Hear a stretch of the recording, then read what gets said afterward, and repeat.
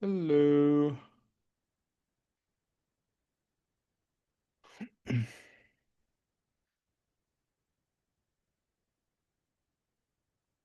Hi, everybody. Hello, teacher.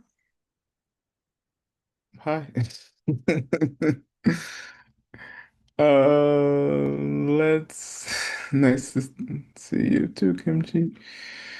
Um, let's begin. Here we are. This is our last day of class. Glory to God. Class 18, the last review course, the last ACI course. Class 9, question 1. So now we're reviewing course 15, which is Changi, Art of Interpretation. Kimchi's vocal, would you like to read?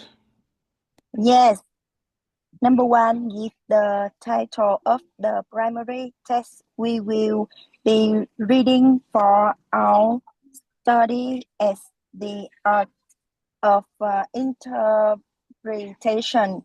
Name is author and give his death. Yeah. Who's the Yeah, author? thank you, teacher. You're welcome. Who's the author?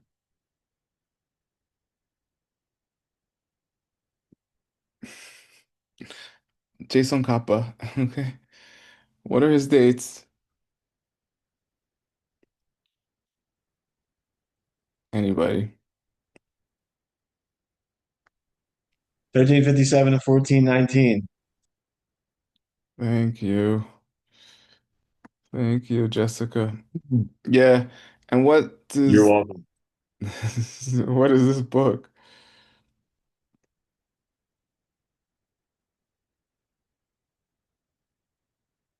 Gibson's translating it right now.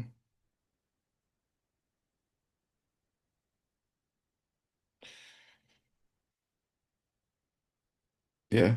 The Essence of Eloquence, The Art of Interpretation. Chang'e Lekshe Ningpo. Very famous in these circles. Our study will be based on The Essence of Eloquence on the Art of Interpretation, written by Jason Kappa, 1357 to 1419. Chang'e Lekshe Ningpo. Ningpo means essence or heart of. Lekshe means well explained, literally, but it's like eloquently explained. Trang means literal. No, Trang means figurative. Nge means literal. So together they form a word which means like to interpret. J Tsongkhapa, Lord from the place called Tsongkha. Pa means person from that place. Um, somebody tried to write Changi election Ningpo. Um, this is misspelled. All right. It should be Trang. This just says Trong with an E on. This is Trang. It should be Drang space Nge. All right. This is misspelled. All right. There's spelling errors in the ACI courses. It happens, okay. Number two. Uh, how would you like to read? Yes. Nowadays, some people say that a knowledge of emptiness is not the main point of Buddhism, while others say the emptiness is something known only intuitively and not from a foundation of deter, determined.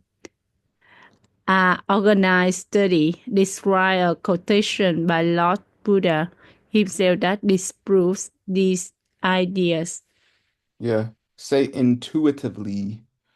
intuitively. Yeah, good. Yeah, it's kind of hard word. Yeah. I don't know. I kind of used to think this too before I studied with Geshe Michael, Geshe. I just thought like realizations just kind of happen to you, and then you should just like let things just happen. And then if you didn't, you were like forcing it or thinking too much or something. And I'm not saying you should overthink either. But there is a way to learn about emptiness, to understand it in a step-by-step process that can bring you closer to the realization of it. Okay? And that's what Jason Kappa was gonna say. Jason Kappa himself gives a quotation from the sutra requested by the realized being Arashtapala, which says that beings must wander here in suffering life because they have no knowledge of the ways of emptiness, and that those with compassion, meaning the Buddhas and the others, use skillful means and millions of different reasonings to bring them into it. That's true.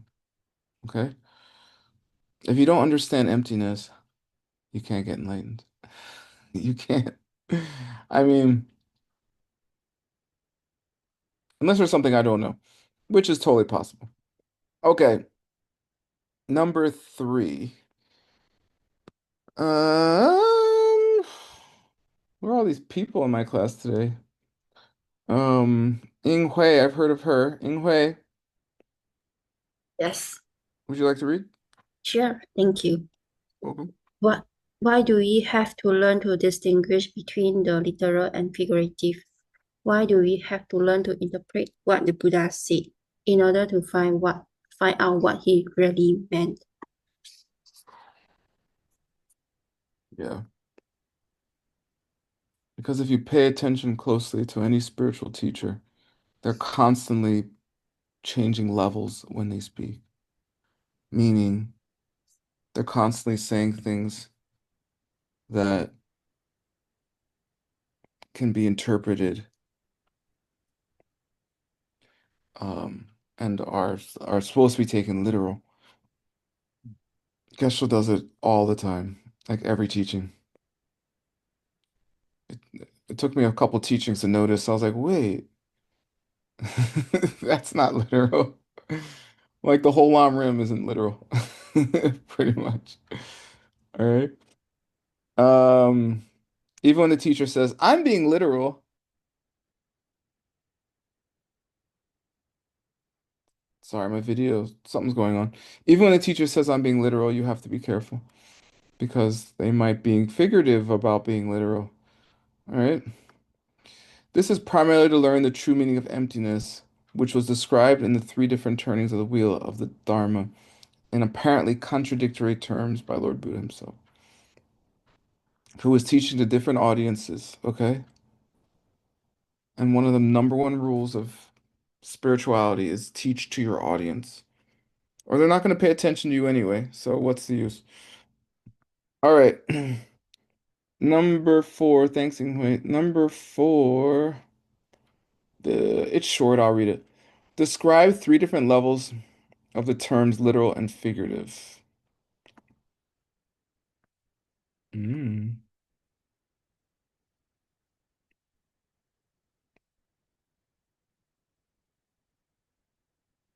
I don't remember.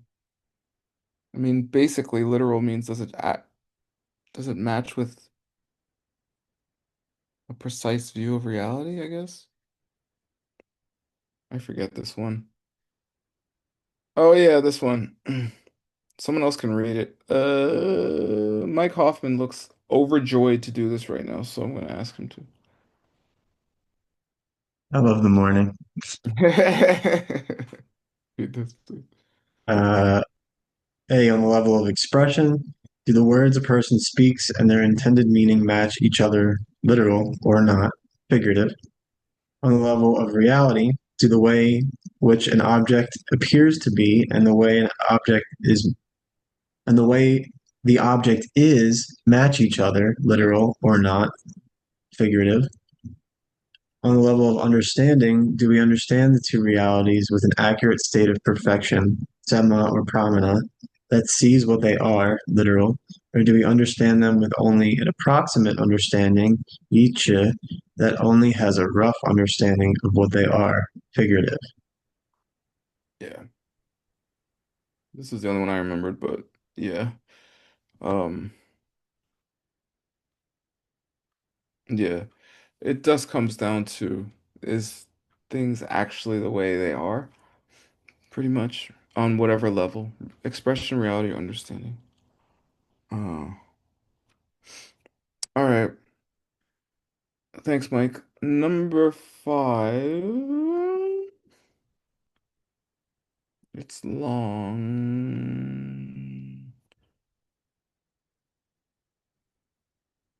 Luan, you read it, please. Yes.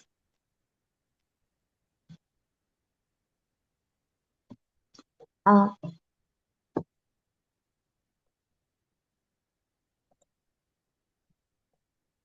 Jason Kappa points out that if what the Buddha said must be divided into what he said that was figurative and what he said that was literal, then the Buddha's own statement about when he was being figurative and when we were being literal cannot necessarily be taken literally.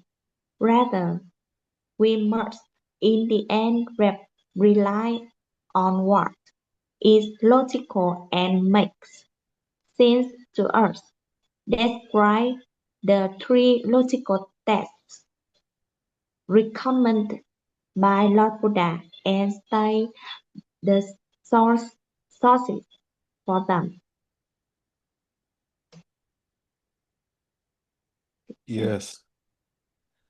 What are the three logical tests? Does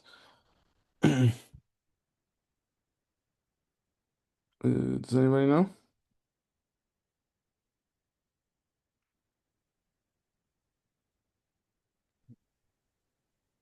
Melt it, cut it, file it. Yeah, usually not in that order, but you're right. They usually say cut, melt, file because cut is direct perception, meld is a lot like deduction, and file is authoritative. That's the usual order, but you are correct, sir. Sometimes they say a touchstone instead of file, like some kind of chemical. Um, but the word in Tibetan is dar usually, which is file.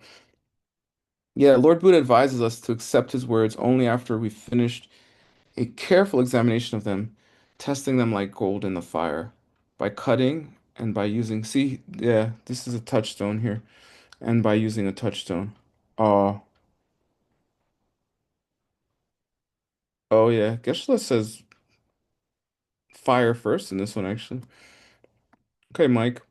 These three tests refer respectively to checking whether the particular statement or belief in question contradicts our own direct accurate perception, our own deductive accurate perceptions, or the words of a being who we have established correctly as being infallible. Hmm. I thought cutting was direct, but maybe I'm wrong. I'm open to that. All right. Thank you. Number six.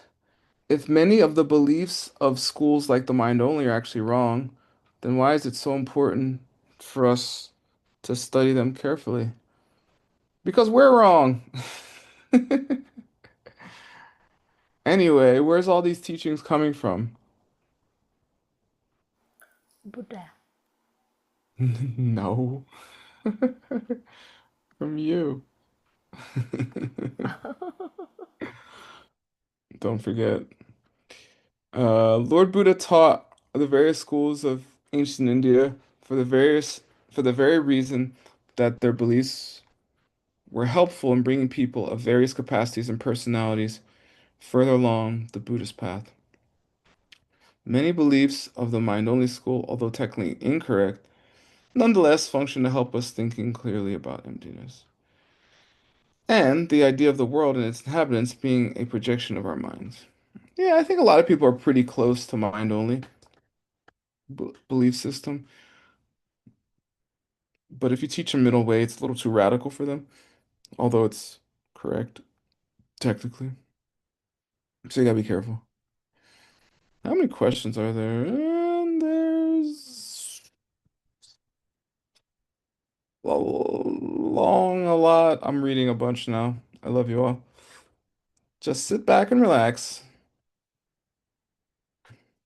How can we, how can the principle of figurative and literal be useful to us in our daily lives? I don't know, seeing emptiness. We can we can come to a better understanding that if the Buddha himself spoke figuratively, when it was useful to students to do so, then we must be very careful in judging the people around us, who could well be special beings who are trying to bring us and others further along in our thinking. True. And here, see, here, listen. This is also a figurative statement. Why is this statement figurative? What word is figurative in this statement? Or could be taken figuratively or literally, but it's figurative. People around us? I guess that's not the one I was referring to. What could be? B, B. Be careful with B. Are they actually special beings hiding, or are they only a special being when your karma makes them one? Got it? Be very careful when you hear B. Okay, then nothing is. That's emptiness, except what you project. That's dependent origination. All right? All right. Try to remember that when you go to a teaching. In his answer to the Bodhisattva in the commentary on the true intent of the sutras, Lord Buddha states that he was referring to three different lacks of things when he said that no existing object at all had any nature of its own. Name these three. We just talked about them in Gibson's class recently, at the retreat that just happened. A lack of any definitive nature. Tseni ngowa ni mepa. Tseni, definitive. Ngowo, excuse me, nature. Ngowa ni, excuse me, nature. Mepa, lack. A lack of any nature of growing. Kewa ngowa ni mepa. Kewa is growing or starting or something like that. Ngowa ni mepa, lack of any nature. A lack of any nature of being ultimate. Tundampa ngowa ni mepa. A, a lack of any nature of Dundampa being ultimate. Tun. All right. Those refer to Kuntak, Shenwang, and Yugdrup. All right. Which is what we're going to go over right now. Great. Name the famous three attributes which form the cornerstone of the beliefs of the mind-only school, and which relate to the three different lacks of things mentioned in question one, the previous question. After naming them, describe them briefly. Here we go. The one that lacks any definitive nature of, not ultimate, not, oh my God, my brain. Of of any definitive. Oh, did I say definitive? Anyway, yeah, definition. Doesn't exist by definition. Constructs. The creation of words or mental images through which we perceive the world. These creations can correspond to existing or non-existing things. Yeah. Contact. Tak means to like in your mind. Like kun means all. This is like they're all made up. It's all made up in your mind. That's what it basically means. dependent things, changing things which come from causes and conditions. Shen Wang. Wang means powered. Shen means by something else. You can say dominated things. You can say dependent things. There's other ways to say it too. Otherwise powered. Yeah. C, totality meaning emptiness, the lack of existence, a particular non-existent form of construct. That applies to all objects, especially to dependent things.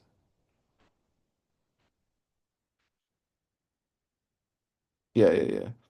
The fact that constructs don't exist in things is their real nature, which is pretty close to Madhyamika, okay?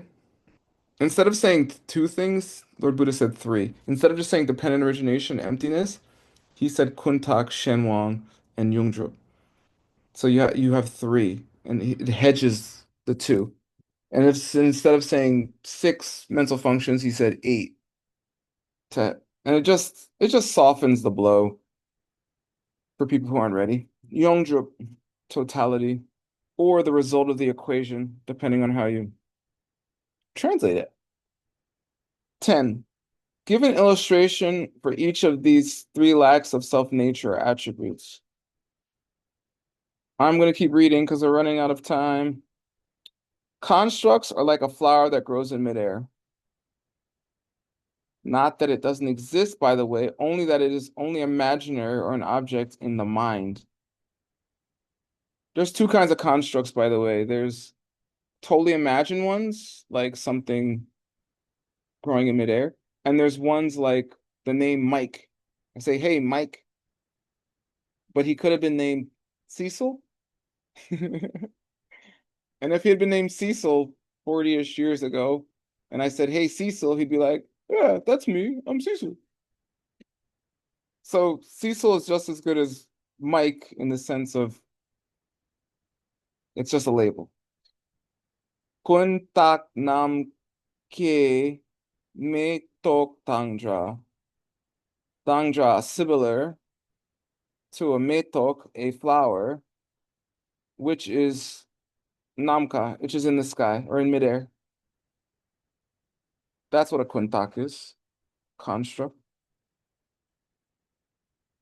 Dependent things are like a magic show.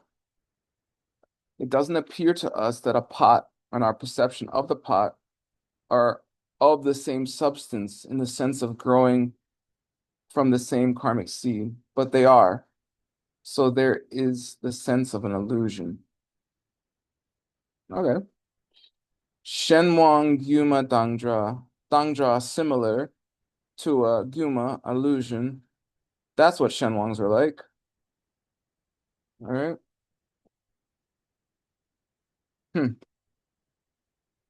Yeah, that answer is kind of hard.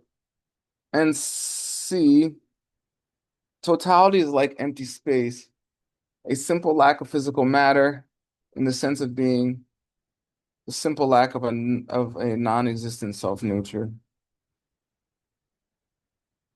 Yes, the lack of a construct, something that doesn't exist.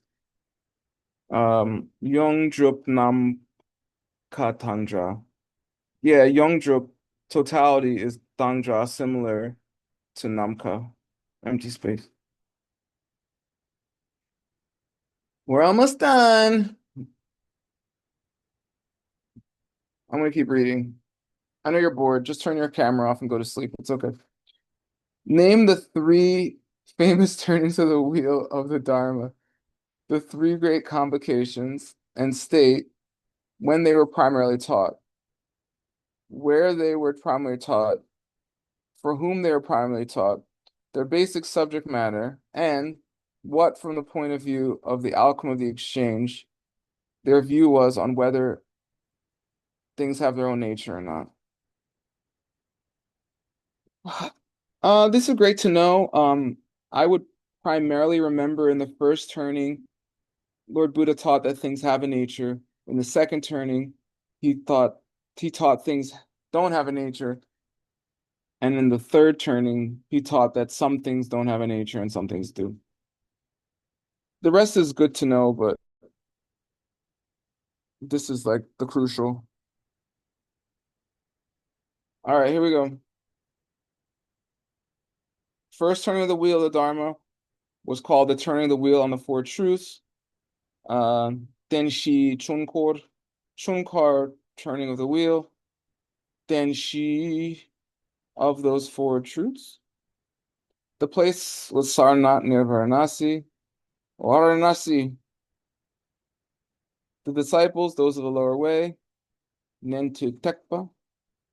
Tekpa means way. Nentu means, literally it means listener, but it can just mean disciple too. Basic subject matter was the four realized truths. Pakpe Denpashi.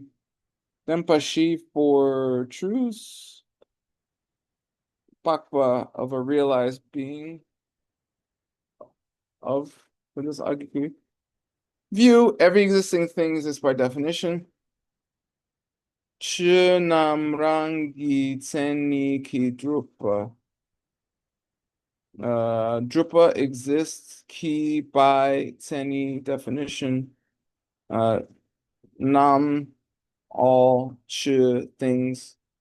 Rangi, its own definition. The second turning of the wheel of the Dharma,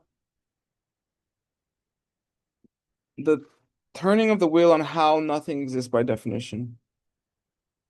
Teni mepe chunkor. That was in Vulture's Peak in Rajagirha.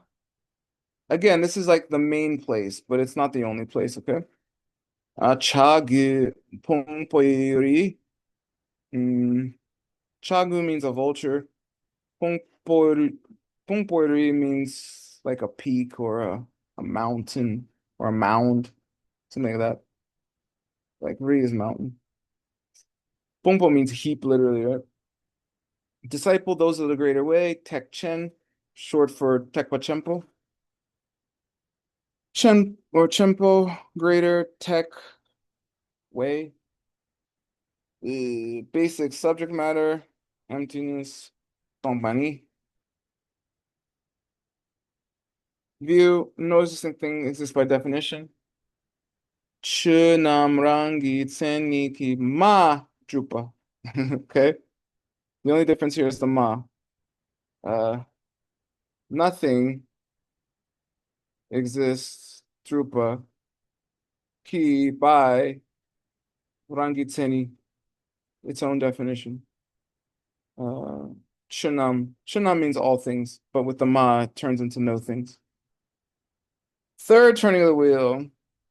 This is the turning of the wheel on fine distinctions. Lekshi Chunkor. Turning of the wheel, Chunkor. Lek Chei. Chei. This means to divide or something. Distinguish. Vaishali, Yangpa disciple, everybody. Tekpa, Tamche. Tamche is all Tekpa's ways. Subject matter, the three attributes. Tenitum, the three attributes or characteristics. Teni can mean definition, but it can also mean characteristic, which is very hard to translate sometimes because you don't know which one. View, some things exist by definition and some do not. We must make fine distinctions between them. Chunam la rangi tseni ki drup madrup lekparche. Drup madrup, some things exist and some things don't. Chunam, of all the things. Um, they they they have their own nature. Rangi tseni ki. And so therefore we have to lekparche, we have to make uh fine distinctions. Lekbar here is fine, che is distinction.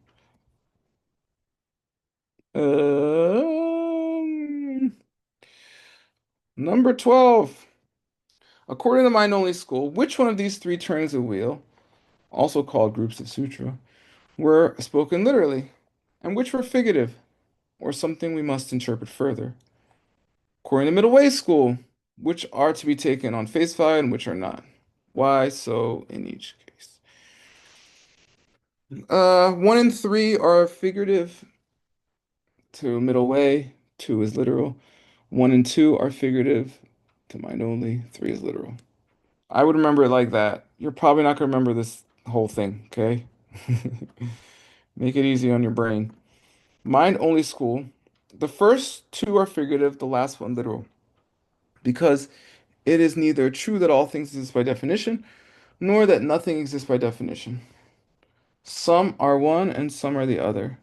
The only literal teaching is the one, the third turning of the wheel, where Lord Buddha made these distinctions. Middle way.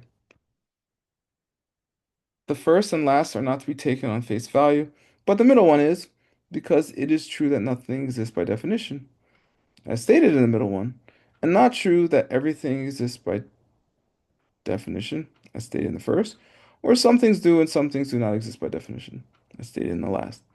But remember, in this school, literal means any teaching in which Lord Buddha referred clearly to emptiness, and figurative means any teaching which he did not. This is the punchline of all of Buddhism. This line, okay? If Lord Buddha or your Lama is not talking about emptiness directly, he's being or she's being figurative, or they. Okay?